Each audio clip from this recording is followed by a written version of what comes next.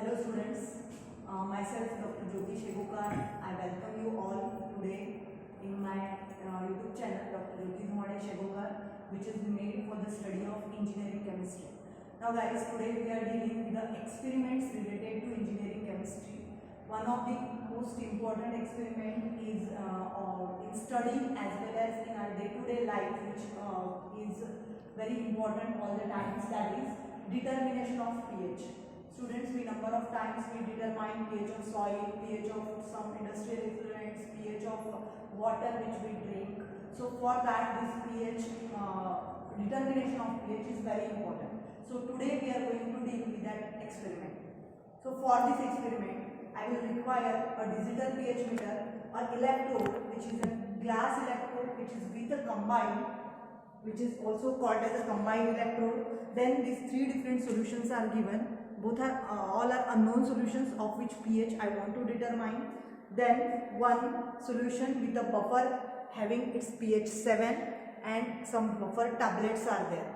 Now here we will now see how to perform this experiment. First of all, I have this pH meter which is digital pH meter. It is to be calibrated first, and before that it is for the purpose of warm up. It is just attached with a switch and it has been on. So for some time it is to be warm up so that we can get exact and actual readings. So I have just attached this electrode which is a combined glass electrode with this particular pH meter, and now this electrode is somewhat about this electrode that it is already dipped in a particular solution so that it should be moist and not get dried out, and we will get a proper readings. This solution is generally 3 molar KCl, that is potassium chloride solution. To keep it always moist, it is there from its company. So this is the glass electrode which is having with a glass bulb.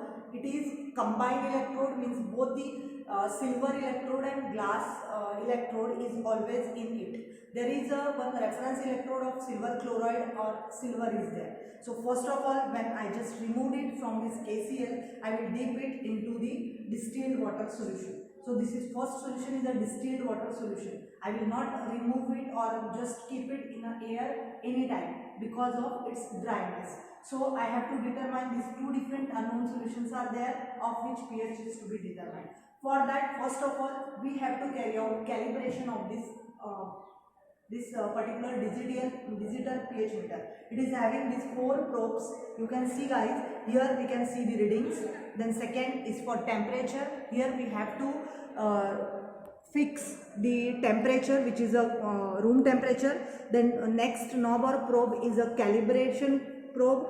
Then next is a slope for maintaining the calibration constant, and last is the where we have to determine our pH for this function.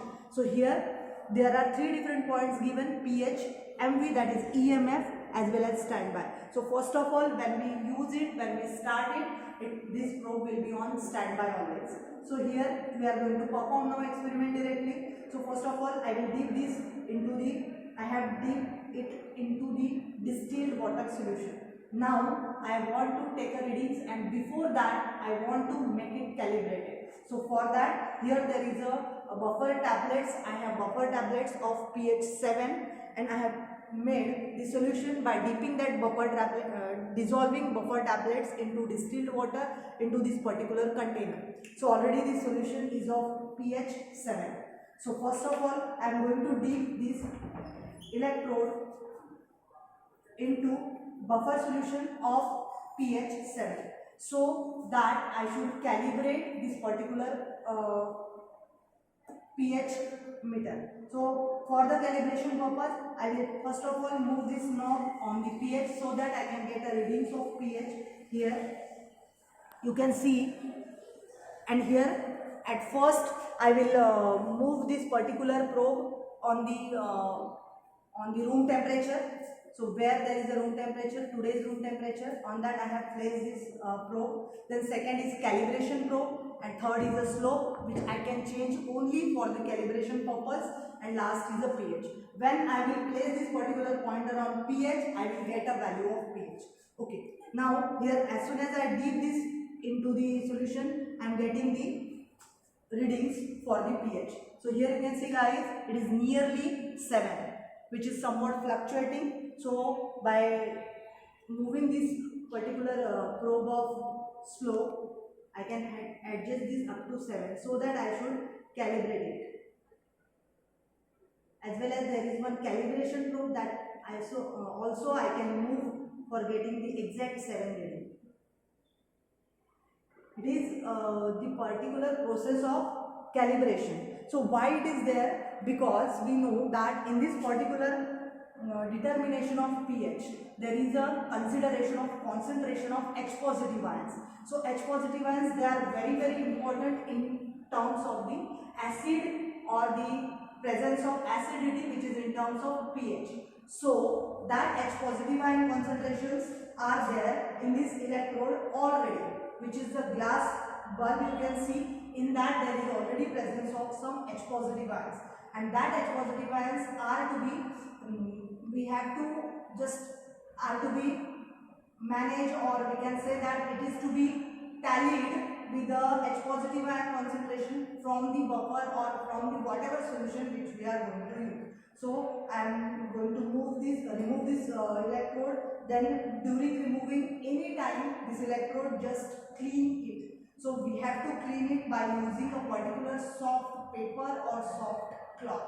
So here I am using a filter paper so that it should not be rubbed directly on it, and this is our very first sample solution. Now I am going to dip it into the first sample solution where I will get a exact reading or exact pH of my solution. So here you can see, students, there is a change in the readings. Now once it is calibrated, we cannot change the knob for calibration as well as any knob. So just which reading which will be there for 30 seconds at least, that will be our reading. So here you can see. So whenever the pH, scale of pH, it is from 1 to 14. So up to 7, we can say that 1 to 7, whenever we will get the values, that solution is acidic. When 7 to 14, it is the basic solution. And when exact 7 we will get the reading, like we have seen right now, that is the neutral solution, we can see. So here you can see somewhat fluctuation is there, and now it is just stopped 2.57. So you can guess easily that it is a acidic pH. Okay, now I will remove this particular electrode from this solution again, and again I will dry it properly by a soft paper, and then again it will be dipped into the next sample, so that I will get a readings for that sample. So here I dipped it. So you can see, students, there is a change in pH. This solution is, I think, basic solution, as it was unknown. I didn't have idea about its pH. So in this way we can get the readings according to the nature of the solution. So very simple working of this digital pH meter is there, as already provided all the things with this very important glass electrode. So our last reading, it is nearly just 11 point something 50. Now it is our last reading. So in this way, guys, we can get the reading of any sample which is there for the pH. It is having a very much advantages that it is very easy to use. We can directly get the different pH of the different solution from the pH. Also from this particular pH meter, we can also calculate EMF because of the potential differences created in this combined electrode. Then with these all advantages, there are some few disadvantages, like first, very important precaution as well as disadvantage, that we have to maintain this electrode with a moist condition. It should not be dried up. So with this, thank you very much. Thank you for watching. Thank you once again.